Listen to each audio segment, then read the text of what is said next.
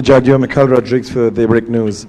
As much as the PPP is known as the government to deliver on economical promises, so far the intent on enforcing laws that it relates to wrongdoing by politicians, whether it would have been what has happened between 2015 and 2020 by APNU or the Mohammeds, or now what's been found to be the collusion of JHK Lal.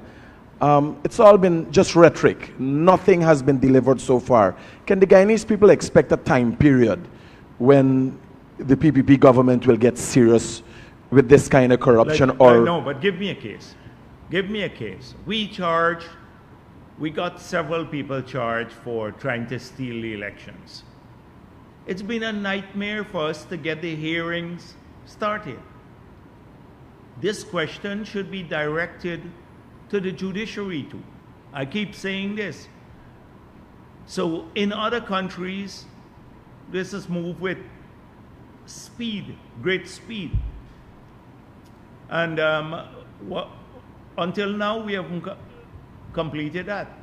We had a whole set of false starts because they didn't want to convict the people, because it's clear that they were trying, 3 persons were part of a plot to steal the last election. There's strong evidence for that in 2020. Strong, irrefutable evidence.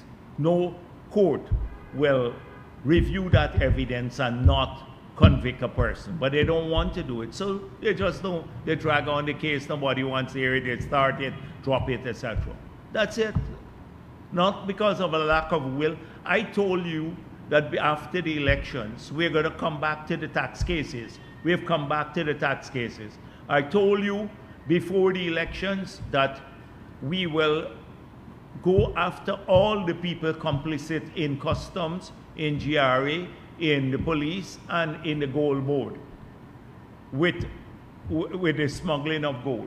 We are doing it now. I just urge publicly these agencies to do the investigation.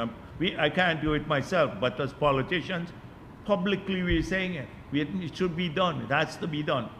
And people have to face consequences too. So we take this seriously. Given your acceptance that some sections of the judicial system acts in rogue manners, do you think you'd be able to execute an extradition request is made?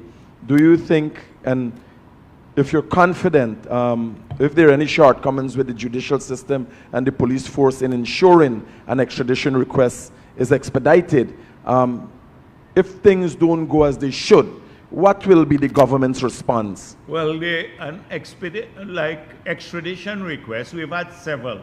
Several people have been extradited from Guyana, and the courts have moved this swiftly.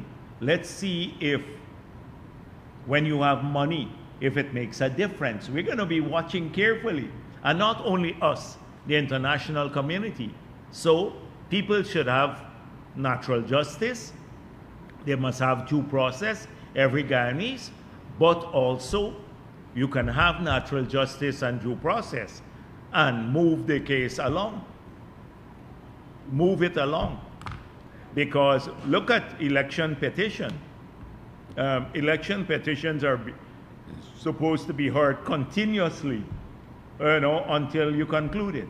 A court could easily have 2 or 3 days of intense presentation of arguments at every level and then give a ruling. Doesn't have to be long and drawn out. They would like that. The Mohammeds are gearing up for that. They hope that they can do that. What we have to be vigilant to as a society, we have to see if there is double standard in the judiciary, because we have extradited people before. Jagdeo, recently, only yesterday, you mentioned it earlier, Hannah Mohammed, one of the younger Mohammeds, made public statements for Nepal-like revolution in Guyana. Some of the wording really adds up to inciting public terror, and past WPA members would have been charged for things like that. Why do you think the police is not acting on things like this? I don't, they may very well be acting. I don't know if they're acting, but I just spoke about that. But they are hoping to instigate or stir up young people to protect themselves. Not to protect, they don't have an iota of concern about democracy, about people welfare, about this country or corruption. They are concerned about corruption. They want to protect themselves. That's why I'm saying they're in full panic mode now. People can see it in their faces and their actions. They're in panic mode. All of these statements, they all have one common thread running through them: desperation. Desperation. But the police, if there is anything that is seditious or treasonous, the police have to deal with that matter. I'm dealing with it politically here today at the party's headquarters, because I want to see who will go and protest for the Mohammeds, for the U.S. not to extradite or not to indict Mohammed. They can go and protest in the U.S. if they're all the ones who are living abroad. They can go there now and protest there too. Let's see if they will do that. Than that statement, Dr. Jagdeo, are you concerned that in the extradition process, which will take a few weeks, the longest, are you concerned that we could have a rehash of what happened after the Adriana Young's death? No, given I'm not going to speculate about and deal with what if here. We will deal with it. First of all, if an extradition request comes to us, we will deal with it appropriately. There is a procedure laid out in our law. It doesn't say Mohammed has a procedure and every other citizen should be subjected to a different one.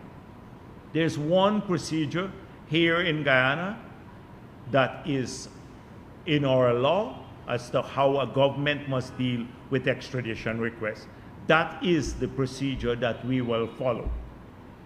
If there are attempts to disrupt the country or the police in doing their work, or the AG's chamber, that will be dealt with separately and appropriately. Separately and appropriately. Good afternoon, Dr. Jagdeo. Kiana Wilberg with the Starting Point podcast. A few questions for you. Sure. I noticed in your introduction, very comprehensive introduction, that you laid down the law on the fact that the government will not accept any slapdash work which could hinder the integrity of the 40,000 homes that you hope to have done over the 5-year period. But I too have also received complaints from citizens who have received some of the homes, and they spent a lot of money. Yes, and this is what we want to correct now going forward. You can't correct it, what happened in the past, because those homes are built. But if we approve the building material, so if we approve the method of construction, and it's done in a way, they would have to be periods in which these people have to remedy the work, etc. So the contracts will deal with remedial work, you know, a period in which you have like a 1-year period or maybe 6 months where any fault observed in the home for that period would have to be fixed at the contractor's expense, etc. So a lot of those things would be in the contract. Right, there will be lots of protection. That's what because of that concern that we live in the same society. We go down the street, we go to the corner shop, we hear the same people. We're a small country. And so all of the complaints you hear, I hear them every day. People call me and say, this thing didn't happen, the house somewhere is cracking, the window is not leaking. something is wrong with it. I hear that a lot. And then you talk to the contractors, and some of them are so arrogant because they have so much work. They say, "Oh, I'm not fixing that," because they go off to work in the private sector. They're not looking for government work anymore. There's so much work out there for them to do that they don't have to come to you anymore. So this is a huge problem we have, and we're trying to fix it. Similarly, with the homes that you laid down the law on, the roads as well. There are some instances where you find that the roads, they're high quality, that's done, and then in some instances you find that it's not on par with what you would see in other places. So I explained that before, that we sometimes have variable quality, and you require more supervision, but it's a consequence of us also trying to be more democratic by giving more people work. So if you have one contractor doing a whole road, a big contractor, you can supervise the uniformity of the road, test the batching plant, see that the PSI of the concrete is of a certain quality, check the steel, do everything, the method of installing the steel and everything cement. You can pay more attention to it. When you have on that road 15 contractors now working, right, with different levels of experience because you want to help people get a small contract, then you experience this sort of problem. So it's something we have to look at too. It's the same thing with drains. Because when we're going to start doing these drains, you don't want one man to build, so everybody building the drain with a gradient to take the water out. And then suddenly in the middle of it, if you have 5 lots, the middle lot, 2 on both sides, is very high. So then suddenly the water stops there. You can't drain the water. So it's a challenge when you try to get more contractors involved. But if we only focus on the big guys, they have so much work, they don't do it on time too. So the only reason we managed to build so many community roads is because we gave out to small people. But then sometimes the quality gets affected a little bit. So we'd have to try to improve on that. Hopefully when people have more experience, some of them did it the first time and stuff, then it will change. And that's why we may have to look at proper molds for the concrete drains. You don't want ugly looking drains too. Maybe the precast drains with nice molds and all of that. So the place looks really neat and uniform. One man just putting some old cardboard and pouring the concrete, and then the drains look ugly in the villages or in the city that we're going to build. So it is a big task ahead of us.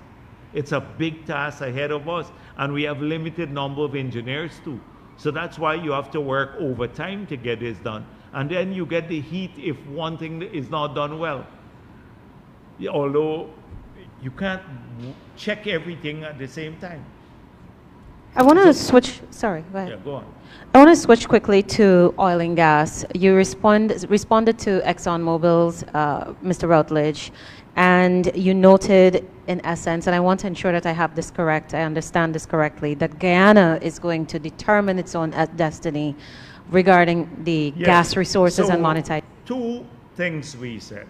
We said this project has to happen, and it has to happen soon. It must become a priority for everyone, for Exxon, for the government of Guyana, and the other partners. That we want a revenue stream to flow from the gas early to Guyana. That in determining the feasibility of the project, which will determine the raising of capital for the project and the attractiveness of the project developers, which include Exxon and the others, can look at every option. One, bringing the gas onshore for industrial purposes, which is a bit more challenging because it requires everything, pipelines and stuff. 2, LNG through a floating platform. 3, taking the gas to Trinidad because there was that request. They have to study every option and then determine which is the most feasible to make that. What if they say, oh, take LNG off the table and then say, you know, to bring it onshore will take 10 years and also we're not sure, we need to create the demand first. Then they get a free pass. When an LNG option could be a feasible option and can be done swiftly, but he is taking it off the table already by saying it's not a priority. I don't want it taken off the table in the assessment. We're saying don't take it off the table. Now, I think it's premature for him to say this. Over in Suriname, we saw a recent report on the Demerara waves that Suriname has now walked back a promise that it's made to its people for an oil royalty payout. I want you to talk a bit about how this stacks up against the government's cautious approach. Because when Suriname first made this announcement, there were calls flowing in for Guyana to do the same, following the same footsteps. What's your take now? Yes, so my argument then was there's much talk about a signing bonus. I asked President Santoki, where's the money? How much money? And I don't think there was a major signing bonus that was delivered to Suriname. So people like to compare the two. Secondly, I argued at that time, every country could have its own model. But if you give $750,000 as a lifetime share to individuals, and then you say, we'll give you every year an annualized payment on the basis of this shareholding that you have, a return on it, you may get a tiny return. You may get a tiny return. If at 10%, maybe $75 a year, US dollars. It's 750 US dollars. Our model in the first year alone was about $500. And that's first year alone. So, and there'd be many more cash grants. So when you look at the time value of money, ours, we transfer more money directly to people than this initiative would do. And then Suriname has to raise a significant amount of money to take up equity. The contract provides, their law provides for the state to take equity in projects. We've opted out of that because we say the oil and gas sector is a risky industry. You can spend $500 million on exploration and find nothing, as has happened already here in Guyana. And therefore, you're risking public funds.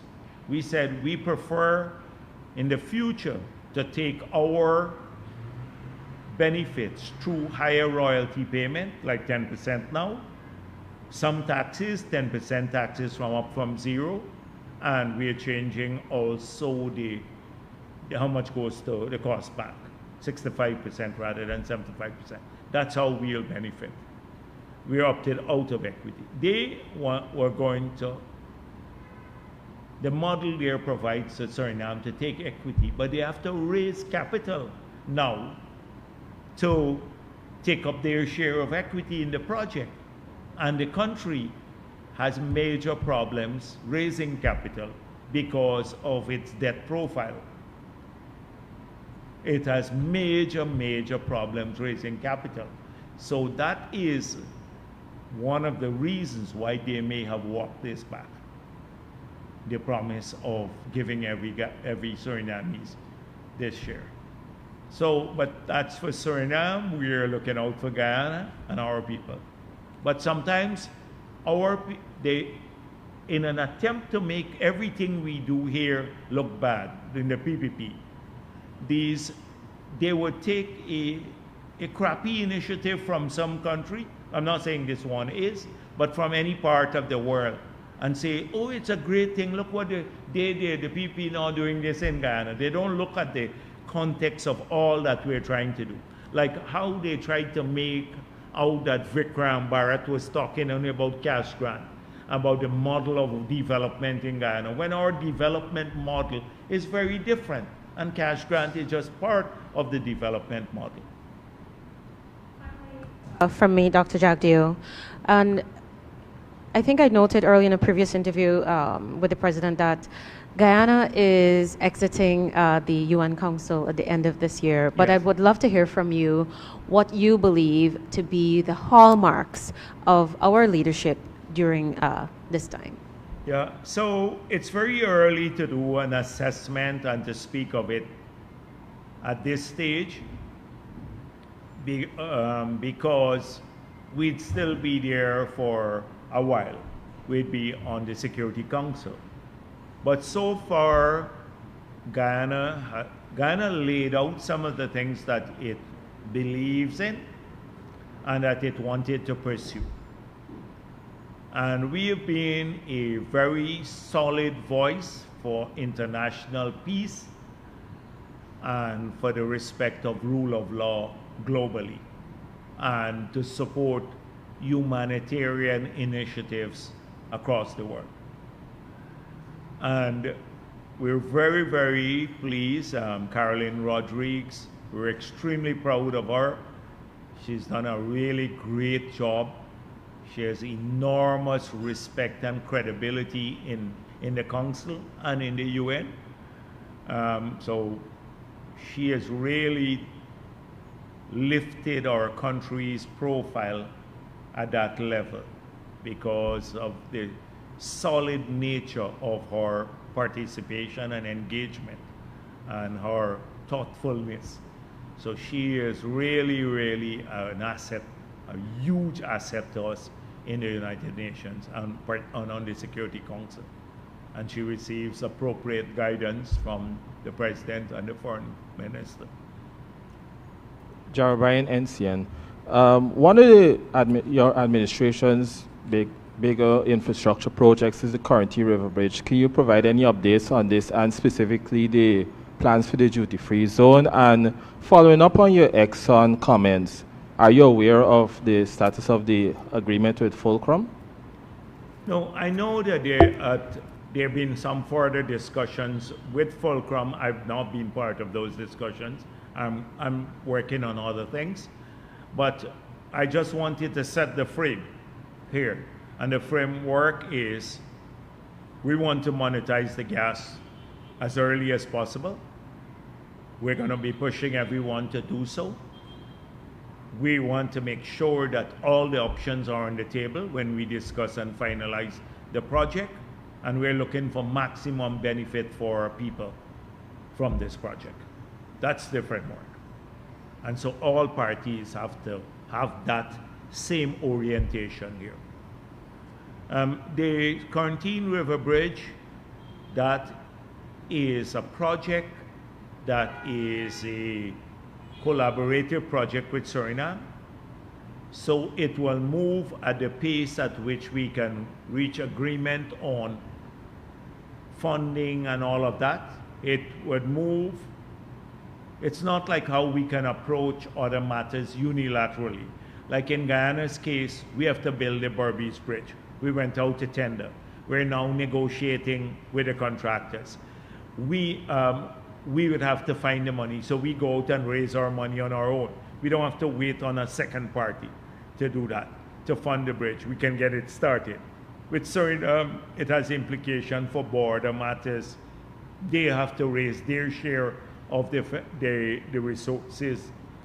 I already spoke about the difficulties with public finance in Suriname, so they have an additional difficulty when trying to raise substantial sums of money. So it remains a priority for us, but it's a joint project.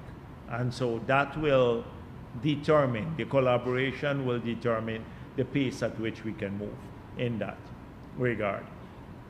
In the Berbice area, we have already made it clear that with the land in Skellon, the factory, about 26,000 acres, plus another 40,000 from the farmers there, and then with the road from Molson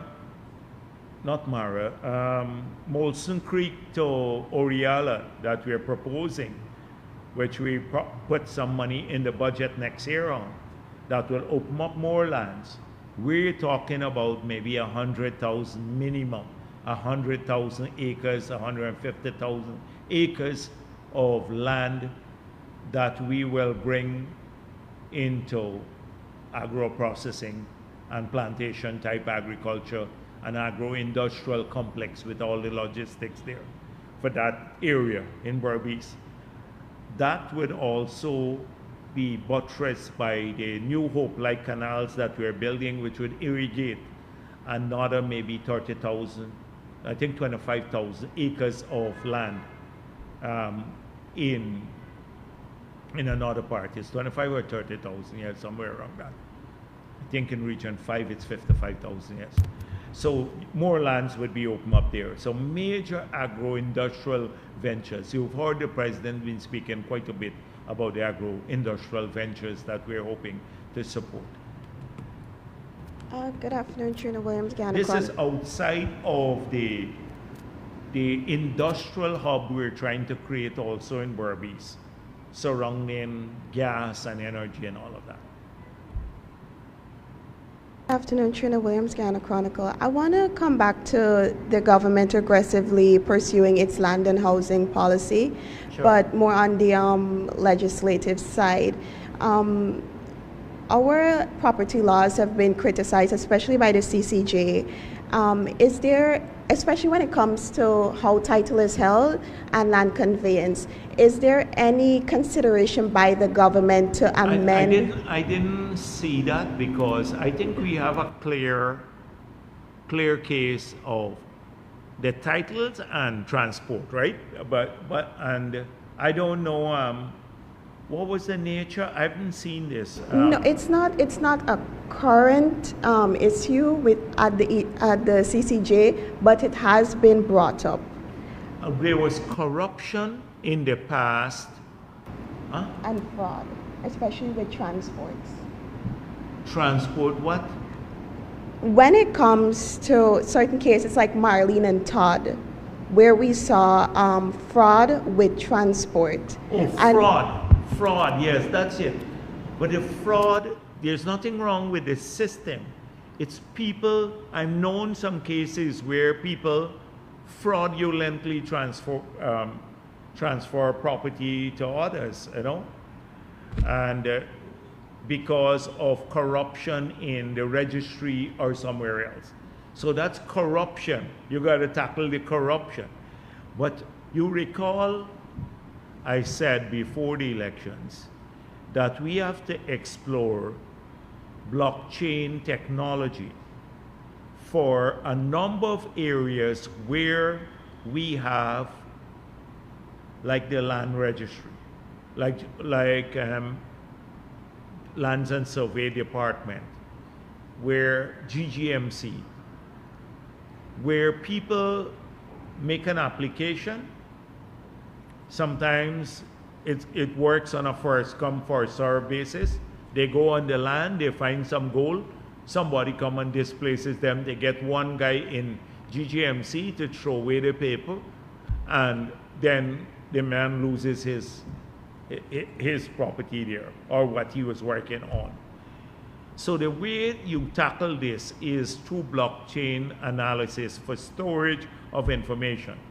But if there is corruption, we should take action against the people who are corruptly involved in this. I wonder if a private action could be taken against a person who's corruptly transported my land to them.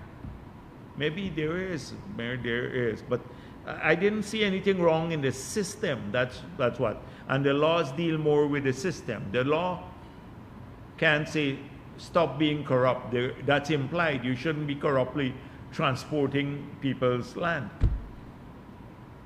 I don't know if you had a specific idea. It seems like there's a matter close to your heart on this one. Someone stole your land or your family's land. You can let me know what the details are, right? But the system, we have two systems, right? The old system, and we moved to titles because it allows us to give people more ownership documents for larger groups. The transport system where you have to go through the registry, the gazetting, and all of that. It's a bit archaic and slow, and that's why we move more to the land titling system, which is a new system.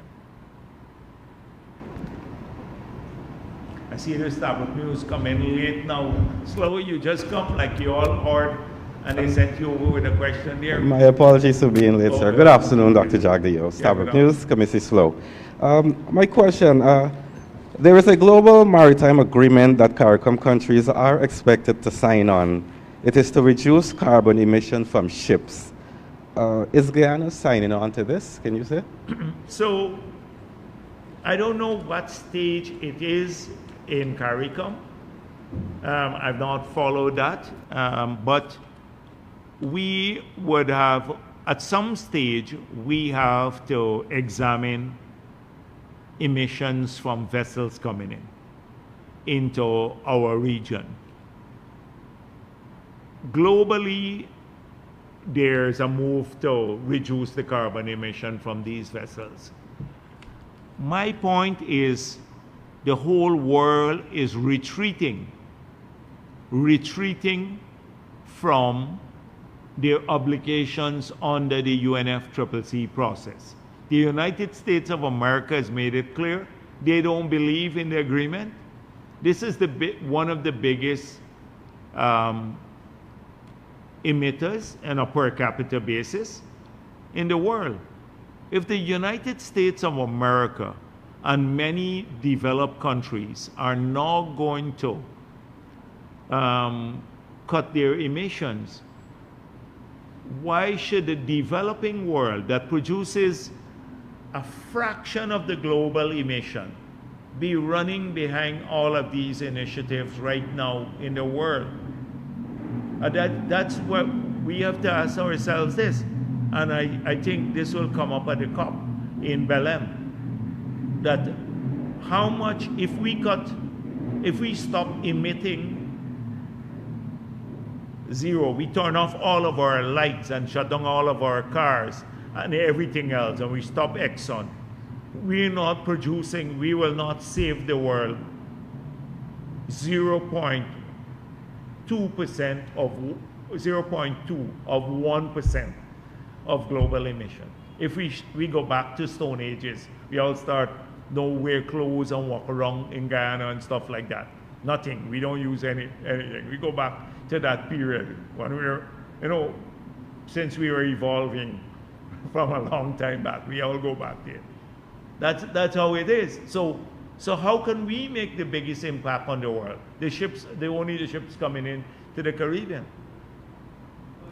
Aware of the agreement? So I'm gonna look at it, because sometimes these perspectives, to be frank with you, I have not been engaging these matters even at CARICOM level, so I don't, it comes to me occasionally, but I have a different perspective on some of these matters, and I think I like to do commonsensical things. We have to examine that. People sometimes sign on to these things and then later there's no enforcement mechanism. So if a ship comes in now and they breach the emission level, how would it be measured and what would be the penalty? On which port? Who will levy the payments? Those kinds of things, yeah. Who will collect the fine? Okay.